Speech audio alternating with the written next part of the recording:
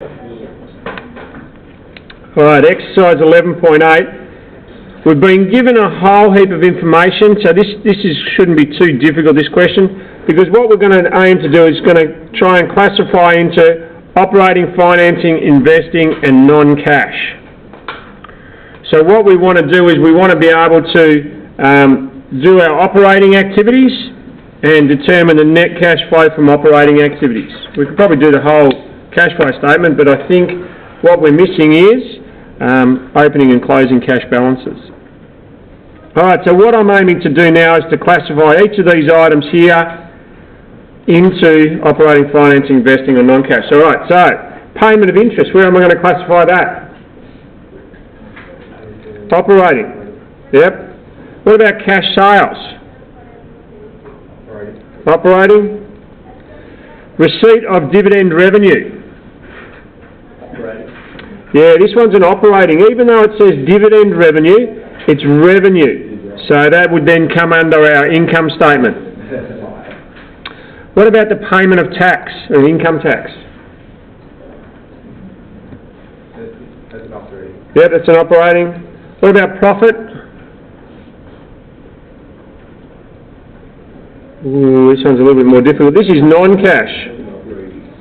No, it's a non-cash actually, because there can be non-cash items in profit, like credit sales and credit payments for inventory, and there's also depreciation, so profit doesn't make it into the cash flow statement.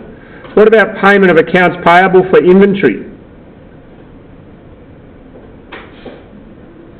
Ooh, I'll give you this one. Operating. Payment for land, that says of land, but it should be for land. That's investing, yep. What about a collection of accounts receivable? Operating. Payment of salaries and wages? Operating, yep. Depreciation expense? No, non-cash. Proceeds of the sale of aircraft? This is investing. Purchase of equipment for cash? Investing, yep. Loss on the sale of aircraft. That keyword in there, loss, means non-cash. Same as profit, loss or a gain, they all indicate to me that it's non-cash. Payment of a dividend. Financing, yep. Payment of operating expenses. Well, there's the key word, operating. So there's operating. So once you classify it, then it becomes pretty easy. So what I'm now going to look to do is I'm going to look to tick off all my items. Firstly, I'm going to put my cash sales and my collection of accounts receivable together. So these two are going to make the 250,000. So that's my cash collected from customers. It's 250,000. So I'm going to tick that one off. Actually, I'll tick off my non-cash items, my investing items. That's a non-cash item. That's a finance item. This one's a non-cash as well, and that one's an investing. So I've got my cash collected. So that's my cash sale. Payment of salaries and wages. What about the Yep, ask me. What about the receipts and dividends? Oh, okay.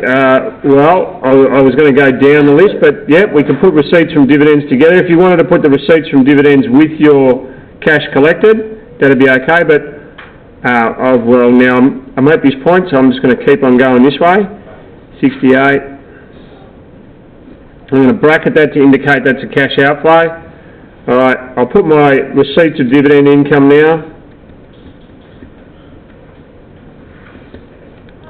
Dividend revenue, which is 14,000. Now that's a cash inflow, so I'm going to leave it unbracketed to indicate to me. Dividend, what was that? 68,000 was over here. I've got payment of operating expenses.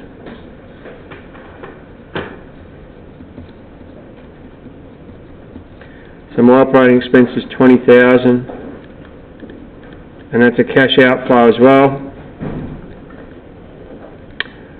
Payment of interest. Actually, I should put my payment of accounts payable. Paid suppliers.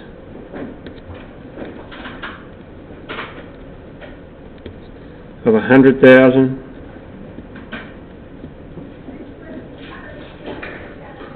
That's that one there, so I've got 2 left. Interest paid.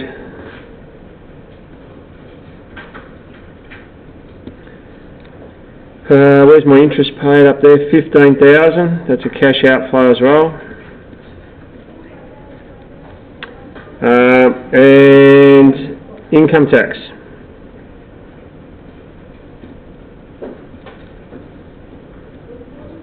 So my income tax paid is 16,000. Have I ticked them all off? Yep. Tick. Alright. So, who's fast on the calculator? Can someone give me a total on this one? 45,000. 45,000? Cash inflow or cash outflow? Inflow, so 45,000 positive. And there is my net cash flow from operating activities.